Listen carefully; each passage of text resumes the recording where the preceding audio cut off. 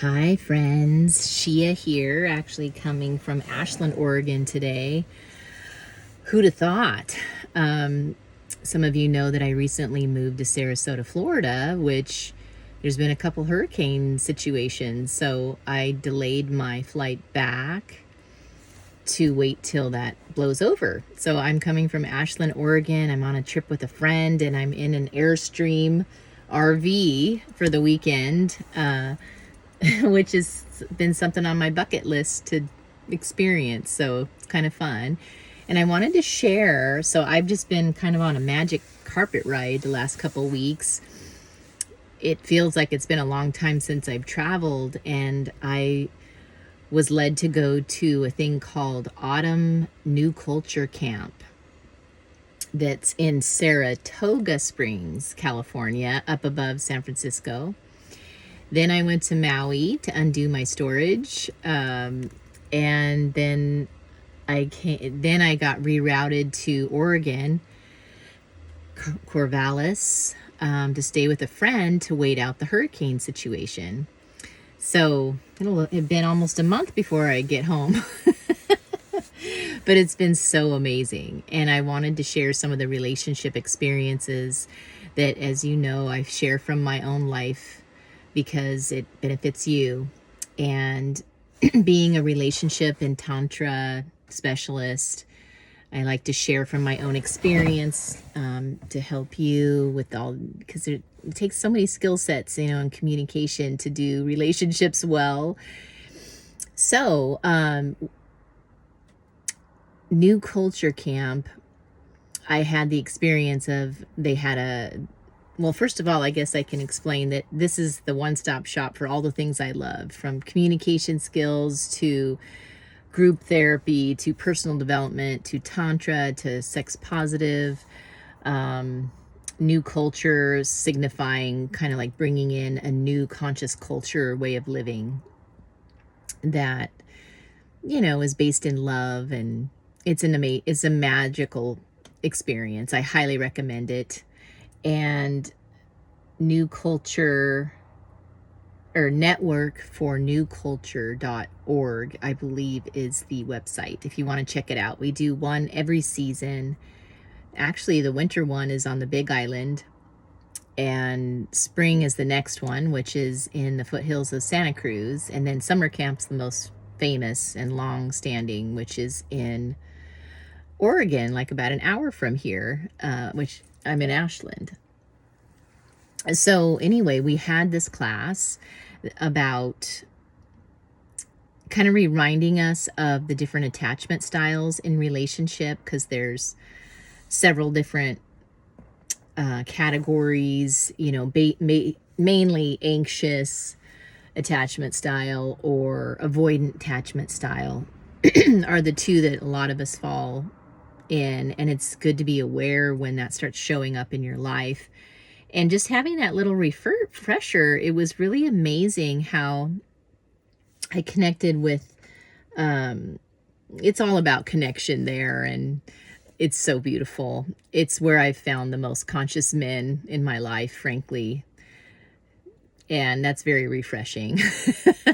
So I was connecting with someone, and I've had two experiences where this really came in handy, because I was noticing a tendency for, me to maybe choose to be avoidant, and I overrode that, and the outcome was so much better, like really importantly better than what it would have been if I had done my avoidant thing. So there were two very difficult experiences, because this new friend and I, have kind of worked through two difficult things and that came up. And one, I could have just stayed angry and been mad at him and just, kind of been avoidant, and it would have just kind of put a sour note on things. And I was like, you know what? I'm not going to do that avoidant thing, because that's just going to go downhill. I think I'm going to choose to just let it go and trust that this is the best for right now. and not let it ruin our evening together and the last day of camp and beyond. So that was huge. It was so easy for me too. I was very conscious. It was awesome to just observe myself make that choice, because it really did. The two different choices of being avoidant or not were such different outcomes, and I just chose love, I guess, and connection, as opposed to letting it really create a rift. And,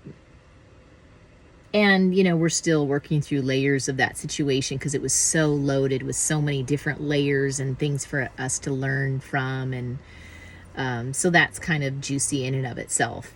And the second situation was another challenging thing, where something that was said, I kind of was like, oh dear, what do I do with this? This isn't feeling good, not feeling safe. And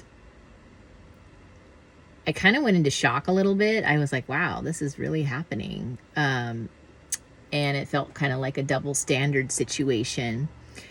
So I just sat with it for a while. And then finally in the evening, instead of just like becoming avoidant and just sort of giving up and being like, okay, well, I guess I just can't trust this person. I guess I'll just make the best of this time together. And then when I go home, there's probably not a future here. But instead, I made myself connect with him that evening after hours of feeling uncomfortable. And I just said, I'm just kind of feeling like I really want to connect with you, freely. And there's this rift thing in the way that is keeping me from feeling connected to you. And it's important, because this thing that you're withholding, or this secret you have or whatever, is in the way, and I want to build trust. And so I can't really move forward unless we, you disclose this thing that you're hiding. It feels like you're hiding. And he heard me, and we were able to get through to the other side, and he finally shared what it was. And I said, see, that wasn't so bad, was it?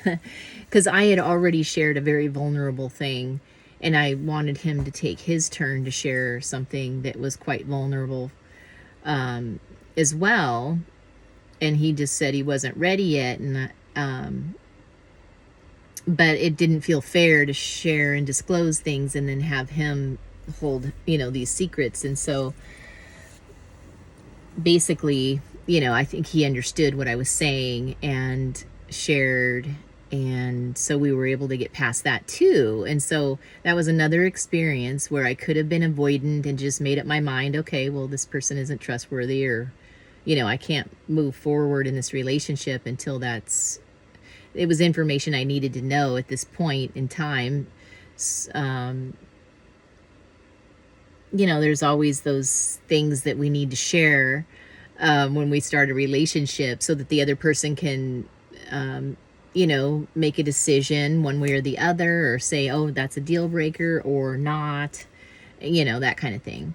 So anyway, I just wanted to share that so that it can inspire you in case you find yourself becoming avoidant, which is kind of an easy way out in a sense, because you're not confronting the situation.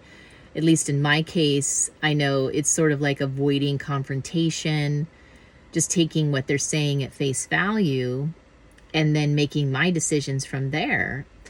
But I do have a lot of experience with relationships and communication skills, which is why I pressed in, even though it was uncomfortable, because, sometimes if you press too hard, people can get really triggered or whatnot. But I basically phrased it in a way of, hey, I really want to stay connected with you. We were at Brighton Bush Hot Springs and having a good time, but I noticed it felt like I was having to pretend I was okay, and I wasn't. And I felt really uncomfortable about this situation. So I phrased it in the positive, hey, I want to stay connected with you and enjoying myself. And I noticed this is in the way, and it feels kind of like we can't move forward until you're willing to disclose the secret, because I have a right to know at this point. And so I've done it with you, you know, are you willing to do it with me so we can move forward? And it worked. So, yeah, I just wanted to share that because those were two moments where it was very easy for me to see my avoidant tendencies, I guess, and be like, you know what? I'm going to press in and take a risk and just phrase it, you know, in a way that can be better heard, not nagging or anything, just, you know, owning the fact that I wanted to feel and stay connected and feel and build trust. And, you know, instead of just writing the person off or whatever. So that's your wisdom for the day, in case you tend to do that too, because I think that's also a very commonly masculine strategy or tendency. And it is important to have those communication skills in place. So conscious communication, compassionate communication, formerly known as NVC, nonviolent communication, is exquisite for this purpose, because you're owning your own feelings. You're not making the other person wrong. You're just saying, hey, this is what I would like to have happen next. Are you on board? And, you know, that relationship could have fallen apart in both of those examples that I just shared, but it didn't, because I was able to navigate that well. All right, beautiful family. Well, I'll probably be checking in with you soon again.